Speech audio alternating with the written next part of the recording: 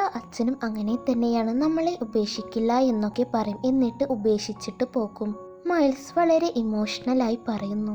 പിറ്റേ ദിവസം രാവിലെ തന്നെ അവർ നടക്കാൻ തുടങ്ങി. എന്നാൽ കുറച്ചു ദൂരം മാത്രമേ വന്നിട്ടുള്ളൂ. ചിപ്പാൻസ് വേഗം നടക്ക്. അപ്പോൾ സൈമൺ, നിന്നെക്കാളും 90% ചെറിയ കാലുള്ള ഞങ്ങൾ 360% വേഗത്തിൽ നടന്നാലേ നിന്റെ ഒപ്പം എത്തുകയുള്ളൂ, ഒന്നും മനസ്സിലാക്ക്. ഓ ശരി, എന്നാ എന്റെ തോളിൽ കയറിക്കോ. 3 തവണ ഞാൻ എണ്ണുകയുള്ളൂ, അതിനുള്ളിൽ കയറ്. അങ്ങനെ 3 പേരും മൈൽസിന്റെ തോളിൽ കയറി. ആഹാ, ഇനി നമുക്ക് വേഗത്തിലെത്താം. അവിടെ മയാമിൽ ഡേവിഡും സമന്തയും സമയം ചിലവഴിക്കുമ്പോൾ ഇവിടെ നമ്മുടെ ചിക്മൺസും മൈൽസും റോഡിൽ പാട്ടൊക്കെ പാടി മയാമിയിലേക്കുള്ള പൈസ ശേഖരിക്കുകയാണ്.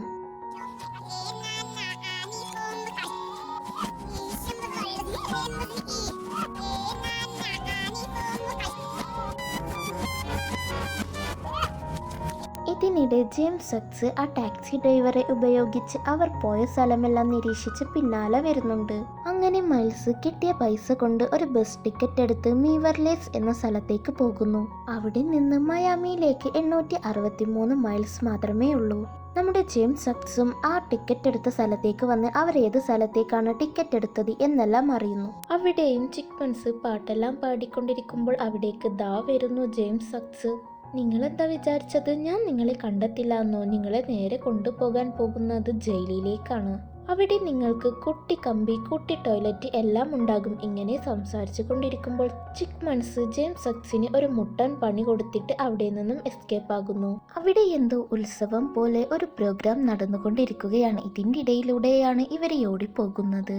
ജെയിംസ് സക്സ് അവിടെ ഉണ്ടായിരുന്ന എന്തൊരു ഡ്രിങ്ക് കുടിച്ചതും ആളുടെ കിക്കെല്ലാം പോയി. ഡ്രിങ്ക് കുടിച്ചതോടുകൂടി ജെയിംസ് സക്സിന്റെ ബോധം പോയപ്പോൾ നമ്മുടെ ചിക്മൺസ് ആ ഉത്സവത്തിൽ പാടാൻ തുടങ്ങി. പിന്നെ ഞാൻ പറയേണ്ട ആവശ്യമില്ലല്ലോ, അവരൊന്ന് പാട്ട് തുടങ്ങിയ പിന്നെ അത് വമ്പൻ ഹിറ്റല്ലേ.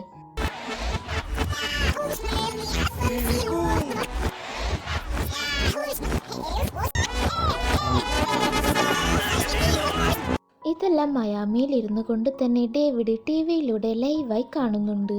അടുത്ത ഷോട്ടിൽ കാണിക്കുന്നത് പിറ്റേ ദിവസം 4 പേരും പോകുമ്പോൾ മൈൽസ് അവരോടായി. ഇന്നലെ രാത്രി ഞാൻ ഒരുപാട് എൻജോയ് ചെയ്തു, ഒരുപാട് നന്ദിയുണ്ട് എന്ന് പറയുന്നു സൈമൺ. അപ്പോൾ ഫോണിൽ ഡേവിഡിന്റെ ഒരുപാട് കോളും മിസ് കോളും ഉണ്ടെന്ന് പറയുന്നു. പിന്നീട് നമ്മുടെ ജെയിംസ് സക്സിനെയാണ് കാണിക്കുന്നത്. ഞാൻ എങ്ങനെ ഇവിടെ എത്തിയത് ഒന്നും ഓർമ്മയില്ലല്ലോ. ഇന്നലെ രാത്രി മൊത്തം പുള്ളിക്കാരൻ ഉറങ്ങിയിരുന്നത് ആ ബാൻഡുടെ മാനേജറുടെ കൂടെയായിരുന്നു. ഞാൻ ഇങ്ങനെ ഇവിടെ എത്തിയെന്ന് വല്ല പിടിയുണ്ടോ? അപ്പൊ നിങ്ങൾക്കൊന്നും ഓർമ്മയില്ല, നിങ്ങൾ ഇന്നലെ എന്ത് ഡാൻസ് ആയിരുന്നു ആൽവിനും ചിക്മൺസിന്റെയും കൂടെ?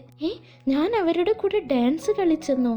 അപ്പൊ നിങ്ങൾ ടാറ്റൂ അടിച്ചല്ലോ, അത് കണ്ടില്ലേ? ഇതേ നോക്കിയേ, ഇത് നിങ്ങൾ പറഞ്ഞിട്ട് അടിച്ച കുഞ്ഞെ ടാറ്റൂ ആണ്. പുറകിൽ നോക്കിക്കേ, പുറകിൽ അത് അവരെ 3 പേരുടെ ഒരു പടം തന്നെയുണ്ട്. ദൈവമേ! അടുത്ത ഷോട്ടിൽ കാണിക്കുന്നത് നമ്മുടെ 4 പേരും ആ നാട്ടിലെ എയർപോർട്ടിൽ ഇരിക്കുന്നതാണ്.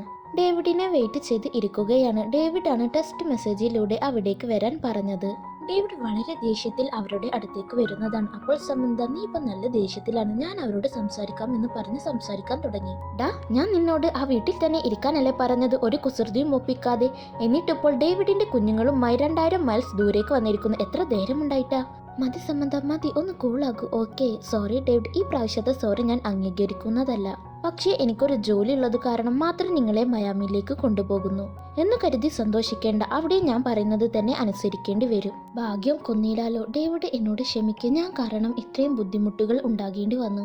അതൊന്നും കുഴപ്പമില്ല സമന്ത, ഇവരെപ്പോഴും കുസൃതി ഒപ്പിക്കും. എനിക്കിപ്പോൾ അതൊരു ശീലമായി, അതൊന്നും സാരമില്ല എന്ന് പറയുന്നു. മയാമിയിലേക്ക് പോകാൻ ചിക്മൺസിനെ ടിക്കറ്റ് എടുക്കാൻ പോയപ്പോഴാണ് നോ ഫ്ലൈ ലിസ്റ്റ്. അങ്ങനെ ഡേവിഡ് ഒരു റെന്റിന് കാർ എടുത്ത് അവിടെ നിന്നും പോകുന്നു.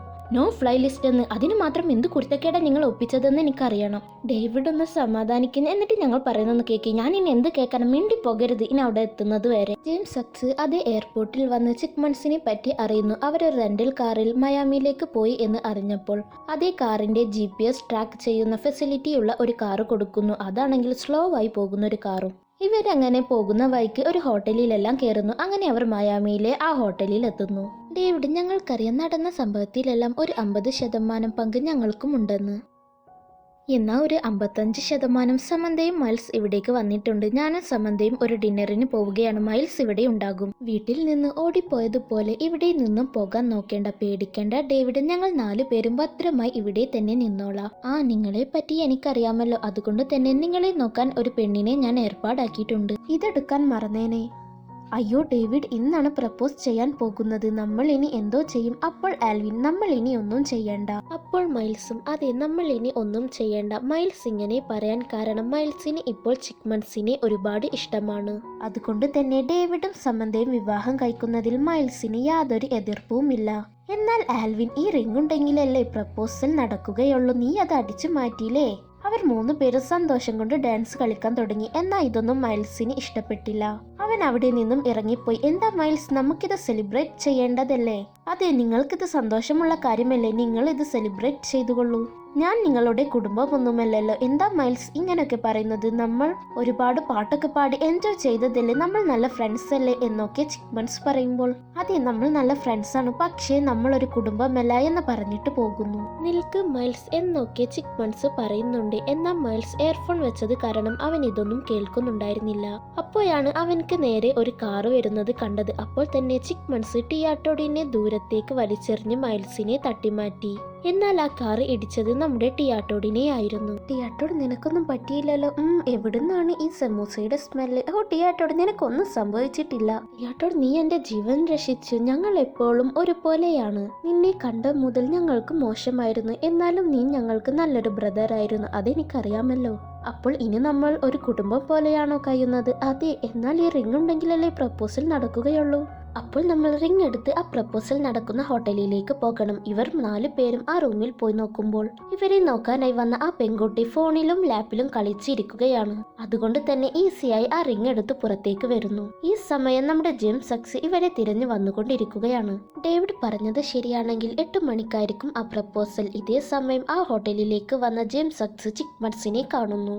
മൈൽസ്, നീ ഈ മോതിരവുമായി ആ ഹോട്ടലിലേക്ക് പോയിക്കോളൂ, ഞങ്ങൾ 3 പേരും തീർച്ചയായും അവിടേക്ക് എത്താം. എന്നിട്ട് 3 പേരും അവരുടെ ഡ്രസ്സിന്റെ കളറിലുള്ള ഓരോ കാറിലും സ്റ്റാച്ചുവായി അനങ്ങാതെ നിൽക്കുന്നു. എന്നിട്ട് അവിടുന്ന് മോടി രക്ഷപ്പെട്ട് ലിഫ്റ്റിൽ കയറുന്നു. എന്നാൽ അതേ ലിഫ്റ്റിൽ തന്നെ നമ്മുടെ ജെയിംസ് സക്സും കയറും. നിങ്ങൾ എന്റെ കയ്യിൽ നിന്ന് എങ്ങനെ രക്ഷപ്പെടാൻ നോക്കിയാലും നടക്കില്ല, ഞാൻ നിങ്ങളെ പിടിച്ച് സൂവിൽ കൊണ്ടുപോയി ഇടും. എടാ പോട മുട്ടത്തലയാ, അതൊന്നും നടക്കുന്ന കാര്യമല്ല എന്ന് പറഞ്ഞ് ആൽവിൻ ജെയിംസ് സക്സിന്റെ ശ്രദ്ധ മാറ്റുന്നതിനിടയ്ക്ക് സൈമണും ടിയാട്ടോടും ആ ലിഫ്റ്റിന്റെ എയർ ഹോൾ തുറക്കുന്നു. എന്നിട്ട് അവർ 3 പേരും അതിലൂടെ രക്ഷപ്പെട്ടു പോകുന്നു. എന്നിട്ട് ആ ലിഫ്റ്റിൽ വെച്ച് തന്നെ അതിന്റെ പവർ കട്ട് ചെയ്ത് വെക്കുന്നു. അവിടെ സിൻ കട്ട് ചെയ്ത ആ റെസ്റ്റോറന്റ് ആണ് കാണിക്കുന്നത്. എന്താ മൈൽസ്, ആ പ്രപ്പോസൽ തടഞ്ഞോ? ഇല്ല, തടയാറായിട്ടില്ല. അപ്പോഴാണ് നമ്മുടെ ഡേവിഡ് ആ പ്രപ്പോസൽ റിംഗ് അവിടുത്തെ സ്റ്റാഫിന്റെ കയ്യിൽ കൊടുക്കുന്നത്. എക്സ്ക്യൂസ് മീ സർ, ഇവിടെ പെറ്റുകൾ അലൗഡ് അല്ല, ദയവ് ചെയ്ത് നിങ്ങളുടെ മീറ്റ് കാറ്റിനെ കൊണ്ട് ഇവിടെ നിന്നും പോകാമോ? എന്ത് മീറ്റ് കാറ്റോ? ഞങ്ങൾ ഇപ്പോൾ കാണിച്ചു തരാം എന്ന് പറഞ്ഞ് മൈൽസിന്റെ കയ്യിൽ നിന്ന് ആ പ്രപ്പോസൽ റിംഗ് വാങ്ങി ചാടി ഓടി മറിഞ്ഞ് ഡേവിഡിന്റെ അടുത്ത് തന്നെ എത്തുന്നു. ഡേവിഡ്, ഈ പ്രാവശ്യം ദേഷ്യപ്പെടല്ലേ, ഞങ്ങളൊന്ന് പറയുന്നത് കേൾക്ക്. നിങ്ങളുടെ എൻഗേജ്മെന്റ് തടയാനാണ് ഞങ്ങൾ മയാമിയിലേക്ക് വന്നത്. എന്നാൽ അപ്പോൾ ടിയാട്ടോഡിന് വണ്ടി ഇടിച്ചു. മൈൽസിന്റെ ജീവൻ രക്ഷിക്കാനായിരുന്നു. അപ്പോഴാണ് ഞങ്ങൾക്ക് മനസ്സിലായത് ഞങ്ങൾ 4 പേരും ഒരു കുടുംബം പോലെ ഇരിക്കുന്നതായിരിക്കും സന്തോഷമെന്ന്. അങ്ങനെയാണ് ഈ പ്രപ്പോസൽ ശരിക്കും പോലെ നടക്കാനായി ഞങ്ങൾ ഇവിടേക്ക് ഓടി വന്നത് ഈ റിങ്ങുമായി. കുട്ടികളെ, ഇത് പ്രപ്പോസൽ ചെയ്യാൻ വേണ്ടി വാങ്ങിയ റിംഗ് ആണ്, എന്നാൽ എനിക്കല്ല. എന്ത്? ഞങ്ങൾക്കൊന്നും മനസ്സിലാകുന്നില്ല.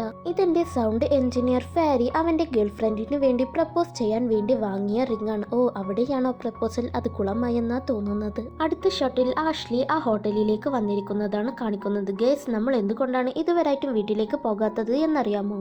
ഈ ഷോ നമ്മൾ അറ്റൻഡ് ചെയ്യണം, അതുകൊണ്ടാണ്. ഈ ഷോ കഴിഞ്ഞ ഉടനെ തന്നെ നമ്മൾ വീട്ടിലേക്ക് തിരിച്ചു പോകും. ഡേവിഡ് ഇതുവരായിട്ടും നമ്മളെ കാട്ടിൽ കൊണ്ടുപോയി വിടുന്നത് ആലോചിച്ചിട്ടുണ്ടാവില്ല, എന്നാൽ ഇപ്പോൾ തീർച്ചയായും അതിനെപ്പറ്റി ആലോചിച്ചിട്ടുണ്ടാകും. ഇതിനെല്ലാം കാരണം നമ്മൾ നമ്മളുടെ സന്തോഷത്തെ പറ്റി മാത്രമാണ് ചിന്തിച്ചത്.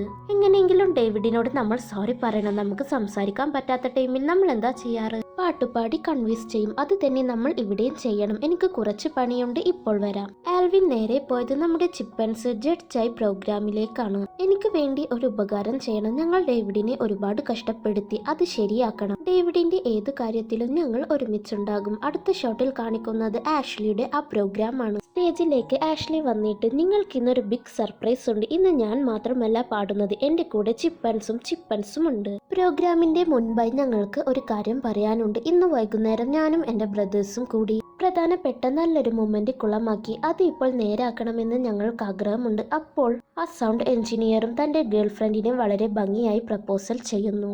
ആ പെണ്ണും ആ പ്രപ്പോസൽ അക്സെപ്റ്റ് ചെയ്തു. എന്നിട്ട് ചിക്മൺസ് ഡേവിഡിനോട് സോറി പറയുന്നു. ഈ പാട്ട് നിങ്ങൾക്ക് വേണ്ടിയാണ് എഴുതിയത് ഡേവിഡ്. ആ പാട്ടിൽ അവർക്ക് ഡേവിഡ് എത്രമാത്രം പ്രധാനപ്പെട്ടതാണെന്നും അവർക്ക് ഡേവിഡിനെ എത്രമാത്രം ഇഷ്ടമുണ്ടെന്നും ഡേവിഡ് കാരണമാണ് ഇത്രയും സന്തോഷവും എൻജോയും ചെയ്യുന്ന ഒരു ജീവിതം ഞങ്ങൾക്ക് ലഭിച്ചതെന്നും ആ പാട്ടിൽ ഉണ്ടായിരുന്നു. അങ്ങനെ ഒരുപാട് കാര്യങ്ങൾ മെൻഷൻ ചെയ്ത് ഇമോഷണലായ ഫീലോട് കൂടിയ ഒരു പാട്ട് അവർ പാടുന്നു.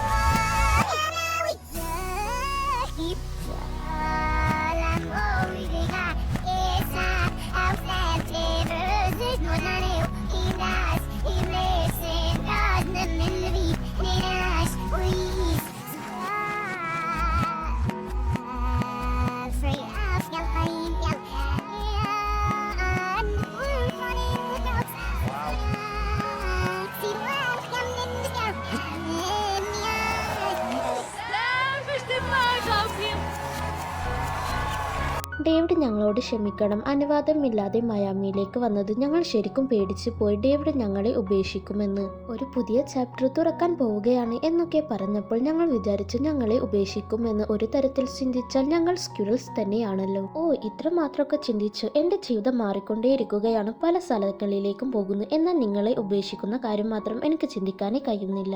നിങ്ങൾ എപ്പോഴും എന്റെ കുടുംബമായിരിക്കും. അത് നിങ്ങൾക്ക് ഇഷ്ടപ്പെട്ടാലും ശരി, ഇഷ്ടപ്പെട്ടില്ലെങ്കിലും ശരി. ഇനിയെങ്കിലും ഒരു നല്ല ഡാഡ നിങ്ങളോടൊപ്പം നിൽക്കാം എന്ന് പ്രോമിസ് ചെയ്യുന്നു. എന്താ പറയുന്ന ഡേവിഡ്? ഈ ലോകത്തിൽ വെച്ച് ഏറ്റവും നല്ല ഡാഡ് നിങ്ങളാണ്. പാർട്ടിയെല്ലാം കഴിഞ്ഞത് കൊണ്ട് റൂമെല്ലാം വെക്കേറ്റ് ചെയ്ത് എല്ലാവരും അവരുടെ നാട്ടിലേക്ക് പോവുകയാണ്. സോ ഗൈസ്, നിങ്ങളുടെ കൂടെ ഇരുന്നപ്പോൾ ഒരുപാട് പ്രശ്നമുണ്ടായെങ്കിലും അതെല്ലാം ഞാൻ ഒരുപാട് എൻജോയ് ചെയ്തു. നീ പേടിക്കണ്ട മൈൽസ്, പാർട്ടിയല്ലേ കഴിഞ്ഞിട്ടുള്ളൂ. ആൽവിൻ ഉള്ളിടത്തോളം കാലം ഒരിക്കലും പ്രശ്നങ്ങൾ തീരില്ല. അതിന് ഞാൻ ഉറപ്പു തരുന്നു. ആഷ്ലി മൈൽസിന്റെ അടുത്തേക്ക് പോയിട്ട് നിന്റെ മ്യൂസിക് അടിപൊളിയായിരുന്നു. എന്റെ അടുത്ത മ്യൂസിക് ഷോയിലേക്ക് നിനക്ക് വരാൻ പറ്റുമോ എന്ന് പറയുന്നു. മൈൽസിന് അത് ഒരുപാട് ഇഷ്ടപ്പെട്ടു. അവിടെ നിന്നും ഡേവിഡും ചിക്മൺസും നേരെ പോകുന്നത് കോടതിയിലേക്കാണ്. എന്താ ഡേവിഡ്, ഞങ്ങളെ ജയിലിൽ ഇടാൻ പോവുകയാണോ? ഈ ക്യൂട്ടായ മുഖം കണ്ടിട്ടെങ്കിലും ഞങ്ങളെ ജയിലിൽ ഇടാതിരുന്നൂടെ? മിസ്റ്റർ ഡേവിഡ്, ഇവിടെ സൈൻ ചെയ്തു കഴിഞ്ഞാൽ ഇവർ 3 പേരുടെയും ഹെൽത്ത് വെൽത്ത് ഉൾപ്പെടെ എല്ലാ കാര്യങ്ങളും ലീഗലായി നോക്കേണ്ടത് ഇനി നിങ്ങളാണ്. 3 പേർക്കും ഇദ്ദേഹം നിങ്ങളെ ദത്തെടുക്കുന്നതിൽ പ്രശ്നമൊന്നുമില്ലല്ലോ. ഡേവിഡ്, ഞങ്ങളെ ദത്തെടുക്കാൻ പോവുകയാണോ? അതേ കുട്ടികളെ, നിങ്ങൾ പറഞ്ഞതുപോലെ നിങ്ങൾ എന്റെ കുട്ടികളും ഞാൻ നിങ്ങളുടെ ഡാഡുമാണെങ്കിൽ അതിന് ഒഫീഷ്യലി ലീഗലുമായി ഒരു ഉറപ്പ് വേണം. അതിനു വേണ്ടി മാത്രമാണ് ഇത്. അപ്പോൾ ഈ ദത്തെടുക്കലിന് നിങ്ങൾക്ക് സമ്മതമല്ലേ? തീർച്ചയായും. അപ്പോൾ ഈ നിമിഷം മുതൽ നിങ്ങൾ 3 പേരും ഡേവിഡിന്റെ കുട്ടികളാണ്. സാധാരണ കുഞ്ഞുങ്ങളെ പോലെ എന്ത് അവകാശവും ഡേവിഡിന് നിങ്ങളുടെ മേലുണ്ടാകും. അങ്ങനെ അവർ 3 പേരും ഹാപ്പിയായി ഡേവിഡിനെ ഹഗ് ചെയ്യുകയാണ്. 3 പേരും വീട്ടിലേക്ക് വരുമ്പോൾ ഇനി മുതൽ നമ്മളുടെ നല്ല നിമിഷങ്ങളായിരിക്കും. നിങ്ങളാണ് എന്റെ ബെസ്റ്റ് ഡാഡ് എന്നൊക്കെ പറഞ്ഞു വരികയാണ്. എന്നാൽ വാതിൽ തുറന്നു നോക്കുമ്പോഴാണ് മുൻപ് അവർ പണിയൊപ്പിച്ച കാര്യം ഓർക്കുന്നത്. വീട് ആകെ ചറപറായി കിടക്കുകയാണ്. ഈ കാര്യം ഞാൻ മറന്നേ പോയി. എപ്പോഴത്തും പോലെ ആൽവിൻ എന്നൊരു വിളിയിലോടുകൂടി ഈ മൂവി അവസാനിക്കുന്നു. ഞാൻ നേരത്തെ പറഞ്ഞതുപോലെ ഇത് ആൽവിൻ ആൻഡ് ദ ചിക്മൺസിന്റെ ലാസ്റ്റ് പാർട്ടാണ്. ഇനി 5ാമതായി ഒരു പാർട്ടും കൂടി റിലീസ് ആവുകയാണെങ്കിൽ ഞാൻ തീർച്ചയായും ചെയ്യുന്നതായിരിക്കും. അപ്പോൾ മറ്റൊരു വീഡിയോയുമായി വരുന്നത് വരേക്കും ബൈ.